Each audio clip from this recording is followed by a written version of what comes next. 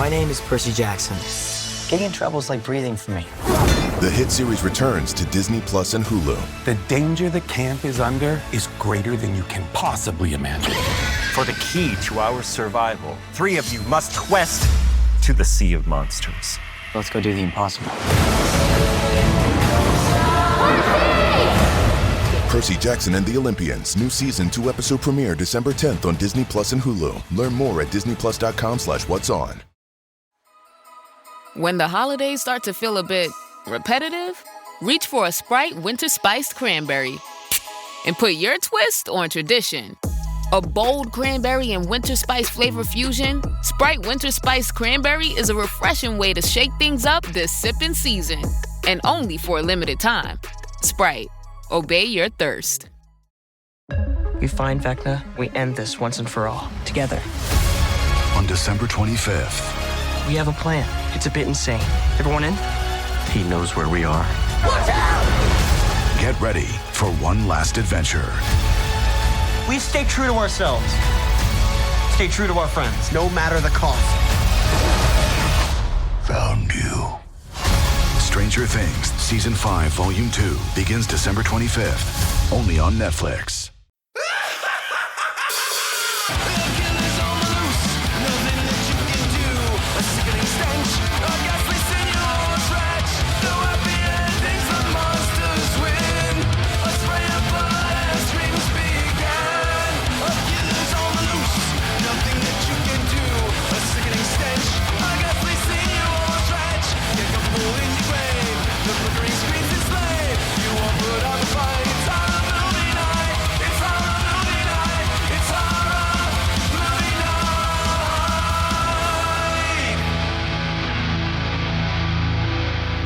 And welcome to another episode of Horror Movie Night. You know, we've been talking about a lot of anniversaries this year, and we haven't really done that many 50-year anniversaries. I think there's maybe been 1 or 2 other ones that we've done throughout this year of anniversaries. And imagine my excitement when I remembered that a Roger Corman classic that I used to love watching in college had a 50-year anniversary this year. Ooh. You know, did you have something else in this spot before? No, I think it was Jaws. Yeah. No, I think that at a certain point I was like, let me just look up all of the anniversaries that I can. You know what I did? I went through my entire long list and looked up the years for every single movie on my long list and just looked for what were some of the anniversaries and then picked those. And Death Race was on there as a maybe one of these days I'll get to this. But I hadn't watched it in a while, and I couldn't remember. Hilariously, I couldn't remember how relevant it would be. Boy, howdy, was this film fucking relevant as shit to watch. Upsettingly relevant. I think that we're a minute in, and there are people waving miniature fucking Nazi flags, and I go, oh, okay. And it's so crazy to think 75 was 30 years, more or less, after the end of World War II. And it felt probably this'll never happen again. And then we go 50 years into the future and it's happening again. Well, you know what though? I don't think that it was this could never happen again. And the only reason I say that is because Paul Bartol is the director of this. Paul Bartol, he's the another director? person who is a huge chunk so of Horror Movie Night. He's the director of this. This is his second film that he's ever directed. This is very early in his career. But I think being an openly queer man in 1975 directing this movie, I think he knows very much that just because Hitler's dead doesn't mean that hate is dead, and probably had some real aware acknowledgments that, because I will say when you dive into 50s, 60s, and 70s films, it is often the queer or female directors that are writing about the Fourth Reich. It's not coming from a lot of dumb straight white men that are well, that problem is solved forever. It was just there was a little bit more awareness. I do think that there was a sense of a weird sense of I don't want to say a sense of privilege, but there's something about satire that I do think comes from a place that like is never fully understanding. Yeah. And maybe that's watching with 2025 eyes. Maybe that's watching, now and in a world in which like that shit don't fly as easy, or you have to have a real good reason as to why you do it. But just like last week where we were talking a little bit like less is more, and like you can kind of do more if you don't, I don't know, if you don't like over explain it. Throwing the Nazi flag right out the gate probably was helpful. Yeah. A race pun intended. Maybe that was truly helpful for us getting into the I had not really thought mode about of this. the synonyms. So I've wanted to watch this forever. The iconography, like the idea, like the cars, this everything. This should have been a watch for me years ago, and I'm so glad that you picked it to watch for this, because this is my first watch. I love that. And Scott, same for you, right? Oh yeah, I had no desire to ever watch this shit because I was like, sorry, I sound adversarial. I was very upset about this pick for months because I was like, this is gonna fucking waste my time. First of all, it's an hour and 10 minutes. Second of all, it fucking rules. It's dystopian. Like, it's not. I had a totally different expectation and vibe, and it was destroyed within 2 minutes. To be fair, if you were going off the bare information that you knew, it was a racing movie starring Sylvester Stallone. So, like, your Killer Cars with Sylvester Stallone, I had no desire. But when the world starts to get built, I'm like, oh, okay. Yeah. And as it goes along, I'm like, this is actually, dare I say, a good watch.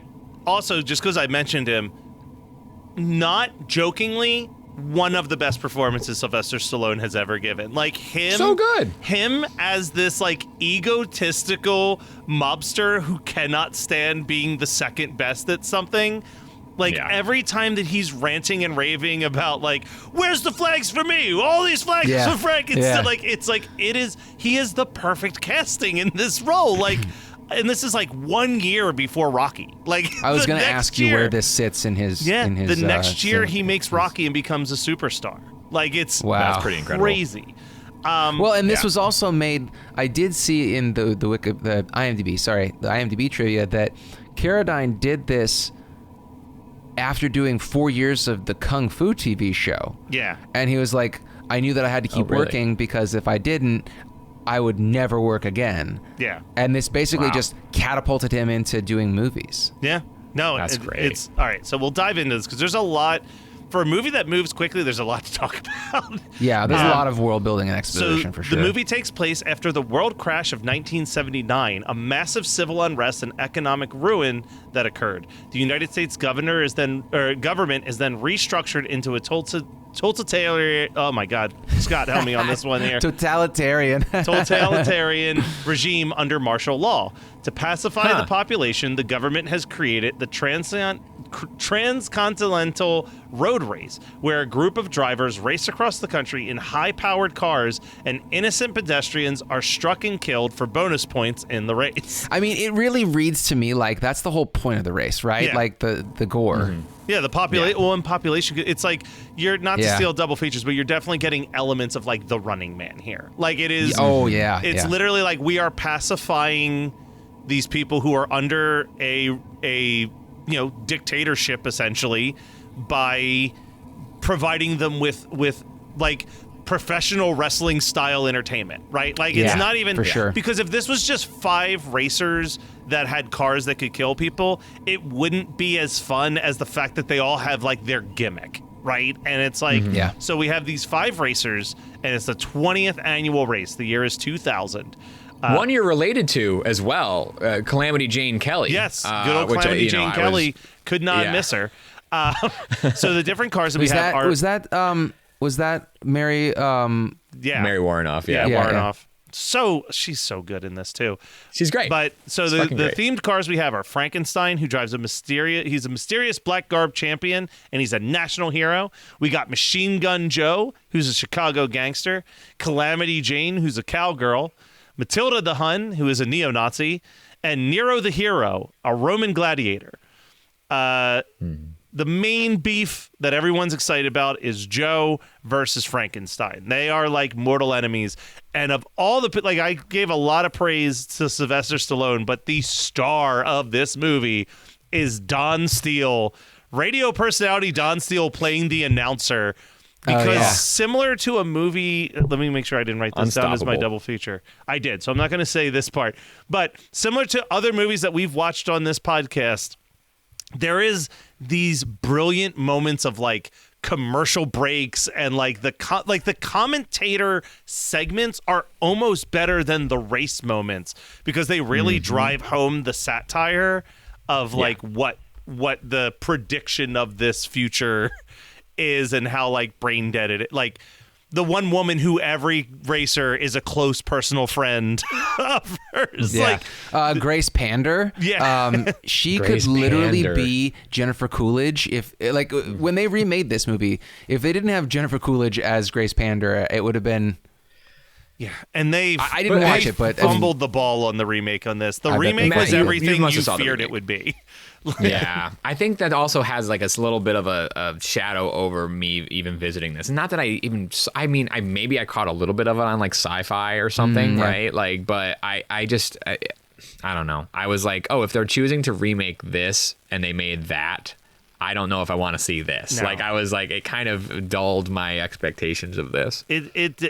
It misses a lot of stuff because then we get like right before the race starts, we get a video from Mr. President. And that's all he's ever referred to as Mr. President. He talks about his 20 years in office. Like we're really hammering down. It's like crazy what this feels like watching this in 2025. It's really surreal. Is Mr. President in Moscow? Literally, Grace Pander asks Frankenstein that when they see him for the first time. And then when you see the video clip of Mr. President, he said, I'm sorry, Grace Pander says he loves everybody. And then somebody else says, and everybody loves him. And it's just this, it is fucking crazy. Hey, just listeners, I'm sorry if you're not understanding the subtext, but this guy's fucking Trump. Yeah, he's 100%. 50 years before fucking Trump as president. And he's getting, he like does these surreal videos where it almost feels like he's in Zardoz. Like it's AI. Guys, this shit is so prescient. I could not believe my fucking eyes. Yeah. It was crazy to watch this shit in 2025. And this was just picked at random when I was watching it. I was like, God damn, I'm glad I picked this actually. I'm too. So there is hope in the future of Death Race 2000 because there is a resistance group and they are planning to rebel against this regime. And it's not Antifa. Yeah, it's not. It is, I repeat, it is not Antifa. Their plan is to sabotage the race, kill the drivers, and take Frankenstein as hostage for leverage against Mr. President. The group is assisted by Annie Smith, who has been hired to be Frankenstein's navigator. She happens to also be the granddaughter of the woman who runs the resistance. That being said, it is revealed to Annie very early on that Frankenstein is not as mystic as it seems. You know, when they're talking about Frankenstein, they're like, the man who lost his leg in 95, he lost his arm in 99. The doctors keep rebuilding him and somehow he keeps coming. We learn that this is all just a fabricated reality from Mr. President to have this national hero, but instead they just train a group of people to be great racers, and as soon as one dies, someone else takes the mantle of Frankenstein in the next year's race. It's such a smart idea to introduce early on, because we see that Frankenstein, who when he's in public has like this gnarly mask and he looks like he's all burnt up underneath, takes off the mask and it's just handsome ass David Carradine. Like, handsome man. The dreamboat. So Machine Gun Joe is the first to get on the scoreboard as he stabs a construction worker straight between the legs. In the dick with a 6-foot fucking hunting knife on the front of his car. And we find out that if he was a little bit older, it would have been double the points. And this is where we start to go through the point structure, which is that women are worth 10 extra points, teenagers are worth 40 extra points, toddlers or younger are worth 70, but anybody over the age of 75 is an immediate 100 points added onto your scorecard. And later on in the movie, they interview the wife of this construction worker because by him being the first kill, she gets front row seats to next year's race. Like, it's just, it's all so and a fucking TV. fucked. And a TV. Big TV. It's all so fucked up and weird. I love this moment where Frankenstein is driving and this hospital is just wheeling out elderly patients into the middle of the street. And he's like, oh, it's the euthanasia trick that they're using to help their favorite person get ahead.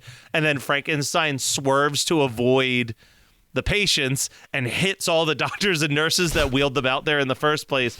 And we get this great quote where they're interviewing one of the commentators, and he goes, well, this moment goes to show that even Frankenstein has 100% red-blooded American sense of humor. Yeah, that's right. Oh, my God. It's like, what a fantastic line to be inserted into something of this level of satire. Like, it's just, it's brilliant. But the Resistance gets their first win. They're able to kill Nero the hero when he attempts to run over a baby that turns out to be a bomb. And they manage to disrupt the live television broadcast with an announcement of how they are planning their rebellion. And boy, if you want some more 2025 feeling familiar to you vibes, Mr. President immediately says that is in fact not people who are resistant in America because everyone is happy there, but the French trying to cause division inside of America. And this becomes the narrative after every kill is, why are the French so angry at us? Like, it's why are the French so angry? Like, it's preposterous. Fucking insane how relevant it all is. So good. It really pissed me off to watch this, by the way. Like, I enjoyed my watch, but I was getting, like, really fucking mad. I can understand that. Oh, yeah. Machine Gun Joe struggles with his hatred of Frankenstein so much that we do get a head crush. From when he sees two guys putting up a Frankenstein banner, he knocks them off their ladder and then backs over the head, and it is a Trauma-style, beautiful melon under a tire explosion. I do love the, like, dystopian world that they've crafted where, like, people will stand in the middle of the street willing to die to help their favorite racers get more points in the game. Like, there's just so many cool things happening there. But it's not a cult, guys. No. It's not a cult. No. Matilda the Hun drives off a cliff while following a fake detour route that was set up by the Resistance, and Calamity Jane then drives over a landmine. The president continues to ignore the Resistance existence and continues to insist that it's the French that are doing this. That was really well done, Matt. I thought you were fucking done for with that sentence. Yeah. Resistance, insist, and they're like, holy shit. Yeah, it's funny the things that Matt gets, like, with no problem, because totalitarian is a hard word, don't get me wrong. Yeah. And he got it with the assist, like, 10 minutes ago, and that gave him the boost he needed to hit that one. For that tongue no twister. problem. Yeah. You're heading for the finish line, Matt. You're good. You just got an extra 50 points, buddy. Hell yeah. There is this kind of funny runner that the Resistance, while they are really good at catching all of these drivers, like Frankenstein very easily outsmarts them at every turn. So they constantly are trying to, like, replace him with this fake Frankenstein, and immediately he's like, Annie is working with them. Like, he susses out that Annie is not trustworthy pretty quickly. The current Frankenstein actually reveals to Annie, hey, you don't have to replace me with a fake to take down Mr. President. I'm already planning to take down Mr. President. And he shows that the prosthetic hand that they put on him, he has implanted a hand grenade into the hand, and he plans to detonate it when he shakes Mr. President's hand. However, this plan goes awry when Machine Gun Joe starts to attack Frankenstein, and Annie rips off Frankenstein's hand to kill Machine Gun Joe. With Machine Gun Joe now dead, Frank is just immediately declared the winner, as he's the only car still surviving. But he's wounded, and he doesn't have his hand. So Annie instead dresses like Frankenstein with the intention of stabbing Mr. President while she walks up at the podium. But before she can do this, she is shot by her grandmother, thinking that she's been killed already by Frankenstein and thinking she's avenging her granddaughter's death. In the chaos, Frankenstein takes advantage and rams the stage, killing Mr. President once and for all. We jump to the future. Frankenstein has become the new president. He marries Anne and has appointed the head of the resistance to be the minister of domestic security in a hope to rebuild the state and dissolve the dictatorship. Don Steele, though, I love this ending. Don Steele, who played Junior Bruce throughout this, kind of has issues with this, saying that, you know, the public demands these performances of violence. That's why they were fine with the dictatorship. They like the violence. And to respond to those complaints, Frankenstein runs Bruce over and then drives away to the applause of a crowd. The end. It is just that. Yeah. It's just that. You got a lot of people get run over. You got a good amount of boobs, and you got a ton of political commentary and satire. And like it is smarter political commentary than most Roger Corman movies. Like, I love Roger Corman's early stuff because they're just like schlocky and shitty, but this is I think the reason why this is more beloved than, say, Creature from the Haunted Sea, or even something we discussed earlier this year, like Humanoids from the Deep, is that this one is just like, it is a smart script. It was a smart script in 1975. It's a painfully relevant script in 2025. And I think in 2055, people will still look at this movie and be like, God damn, this movie is really fucking smart. Like, I think it is. So. I hope that it's not that they're like, wow, this was a great prototype for our society. Yeah, I wish we had seen this earlier. Would have warned us. This episode is brought to you by LinkedIn. Psst, healthcare pros, word's out, and it's too good to keep quiet. Look, LinkedIn is revolutionizing job hunting, making it possible to search by specialty, shift preference, and salary. Endless scrolling is out. Whether it's a mental health therapist or dental hygienist, finding the perfect role is faster and easier than ever. Head to linkedin.com/healthcare and start your search today. This episode is brought to you by Greenlight. Get this. Adults with financial literacy skills have 82% more wealth than those who don't. From swimming lessons to piano classes, us parents invest in so many things to enrich our kids' lives. But are we investing in their future financial success? With Greenlight, you can teach your kids financial literacy skills like earning, saving, and investing. And this investment costs less than that after-school treat. Start prioritizing their financial education and future today with a risk-free trial at greenlight.com/Spotify. Greenlight.com/Spotify. Hey, the vibes are slipping. I think it's time to bring out the Velveeta shells and cheese. The holidays are a time to go all in on indulgence. Headline your meals with the rich, creamy meltiness of Velveeta shells and cheese and satisfy your holiday cravings like no other. Bring that main course energy to your side dish. Celebrate extra with Velveeta these holidays. Here's my 30-second story with Guinness. As soon as my sister and I get home for the holidays, we don't even unpack. We head straight to our pub. The bartender already knows our order, Guinness and fries. We laugh all night, catch up with old friends, and walk home with faces sore from smiling. It's one of my favorite nights of the year. That was my 30-second story with Guinness. Guinness Draft Stout. Please enjoy responsibly. Imported by Diageo Beer Company, USA, New York, New York. The Who's Down in Who Newville were making their list, but some didn't know Walmart has the best brands for their gifts. What about toys? Do they have brands kids have been wanting all year? Yep, Barbie, Tony's, and Lego. Gifts that will make them all cheer. Do you mean they have all the brands I adore? They have Nintendo, Nespresso, Apple, and more. What about... So the Who answered questions from friends till they were blue. Each one listened and shouted, from Walmart? Who knew? Shop gifts from top brands for everyone on your list in the Walmart app. Do you like to laugh, geek out on music, and learn all about that band or artist who had that one song back in the day, but then seemed to fall off the face of the earth? If so, you need to subscribe to One Hit Thunder. Together with an array of interesting and hilarious guests, we do a weekly dive into one-hit wonders like Eiffel 65's Blue, Krayshawn's Gucci Gucci, EMF's Unbelievable, Delamitri's Roll to Me, Los Del Rio's Macarena, Musical Youth's Pass to Dutchie, and even Patrick Swayze's She's Like the Wind. So are you subscribed to One Hit Thunder or what? As Desiree would say, you gotta be. And as K7 would encourage, you gotta come, baby, come and join in on the fun of the One Hit Thunder podcast. So let's talk double features, because I almost had a slip of the tongue and gave mine away. This movie, you gotta watch Shock Treatment after this. They are so similar. Solid.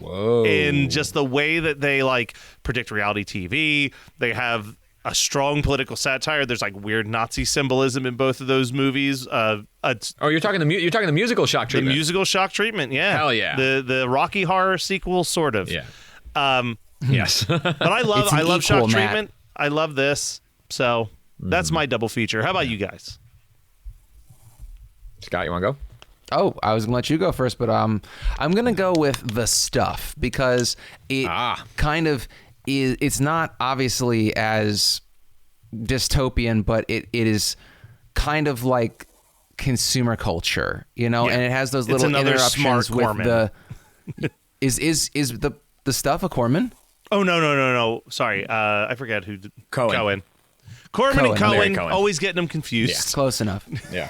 But it just feels they feel very of the same cloth, where they're kind of sending up the idiocracy of the unwashed masses. Like the population is like, this is all fine. Yeah. Mm-hmm. Yeah.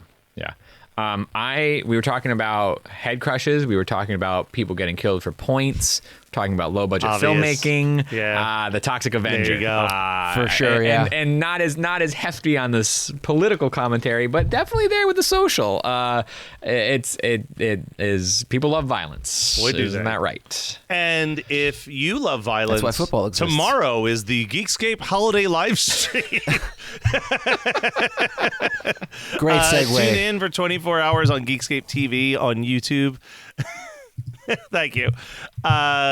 It's going to be a good time. There's going to be a horror movie night segment. There's going to be a Christmas 365 segment. There's going to be a ton of segments from shows that I don't host as well. So tune in and donate to Big Brothers Big Sisters at geekscapegives.com. Even if you can't tune in, make a donation. Also, if you're going to be visiting websites, go to hmnpodcast.com and check out our back catalog.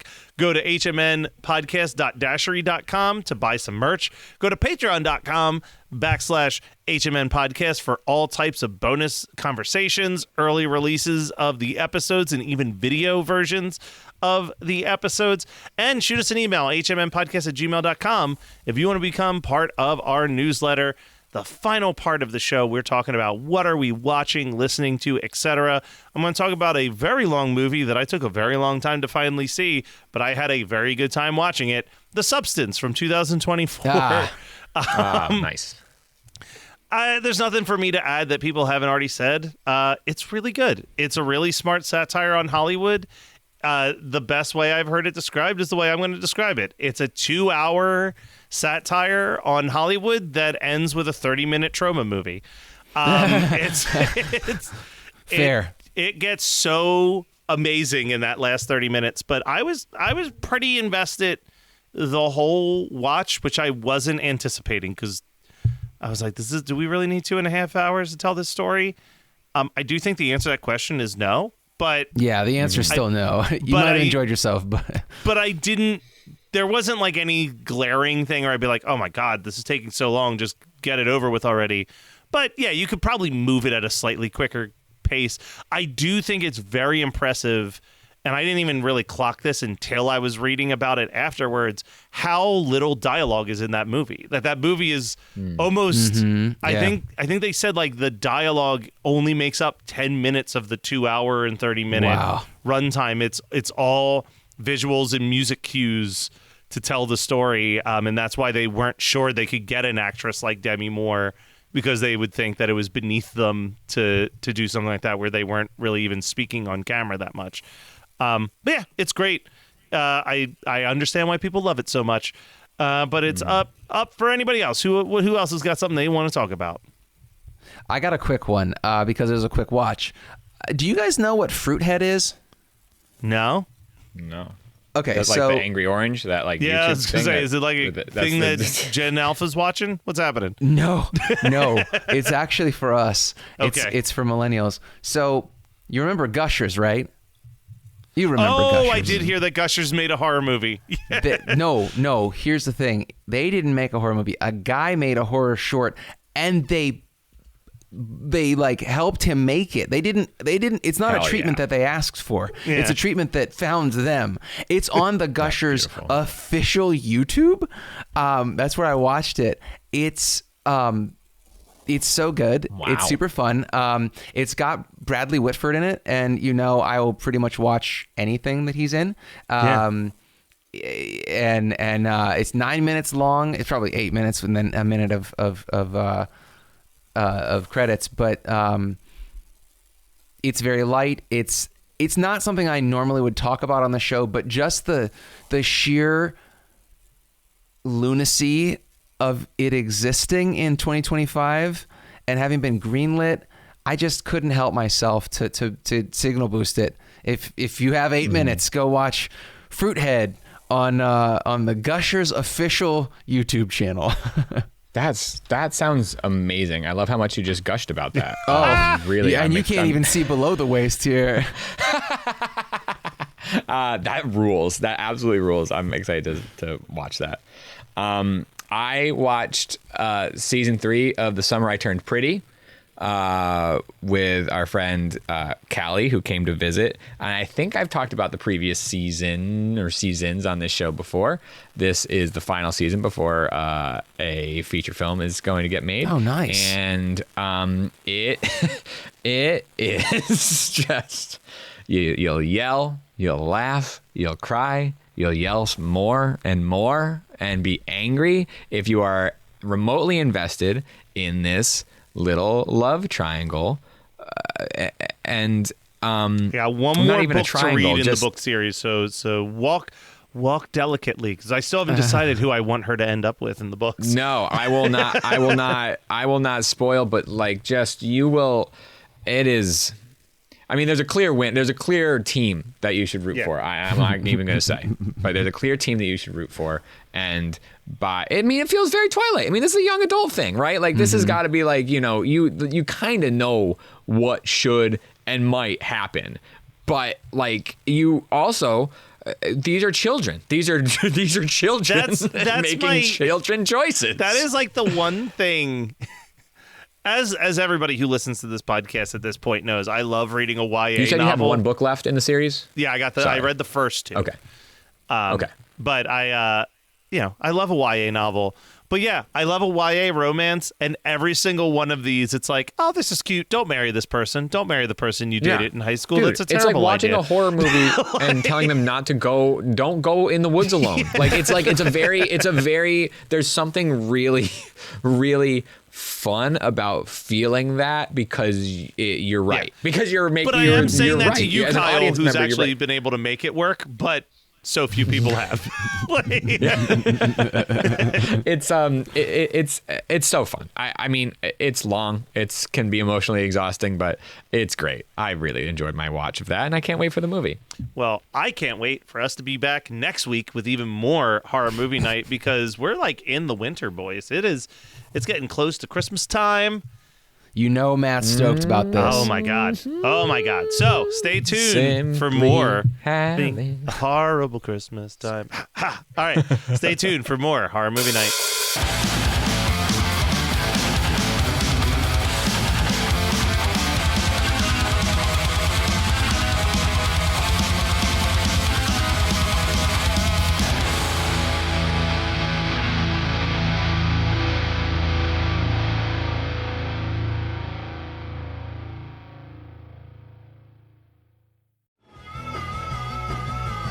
You're listening to the Geekscape Network.